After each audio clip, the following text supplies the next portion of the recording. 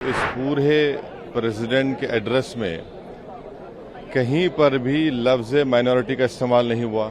आखिर क्यों? कि नौजवानों की बात हो रही है, बेरोजगारी तो इनका मुकद्दर बना कर रख दिया। सबसे ज्यादा बेरोजगार अगर कोई इस देश में है तो नौजवान हैं, उनके बारे में सिर्फ बातें हो रही हैं। कोई देश को राह दिखाने के लिए कि सरकार क्या करने वाली है, इकोनॉमी को रिवाइव करने के लिए कुछ जिक्र नहीं है। पहले तो ये है कि बीजेपी अभी भी ये समझ रही है कि वो 2019 के रिजल्ट में है।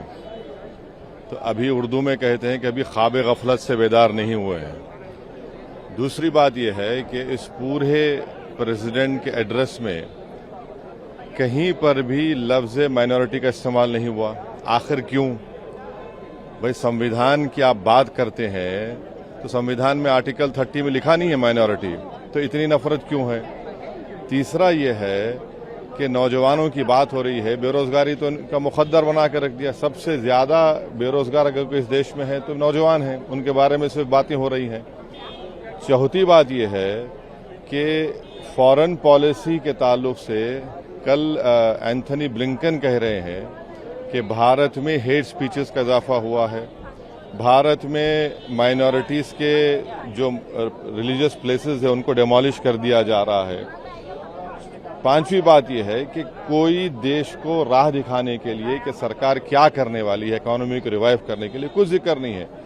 तो इसमें कुछ है ही नहीं, old wine in new bottle का सवाल है। और बीजेपी अभी भी उसी अहंकार में है, अभी रियलाइज नहीं कर रही है क्या हो गया उनको। इमरजेंसी की भी बात की है, प्रेसिडेंट ने इमरजेंसी का जिक्र किया है, कहा कि किस तरह से कॉन्स्टिट्यूशन पर हमला हुआ था। कॉन्स्टिट्यूशन पर हमला तो कई मरतबा पार्लियामेंट में हुआ है बीजेपी की सरकार में, उस पर क्या बोलेंगे वो लोग? कितने इंस्टेंसेस गिनाए आपको? नीट को लेकर भी कहा कि हाँ, अरे नीट का तो आप बोल देते ना कि दोबारा करवाएंगे। बेशर्मी की हद है।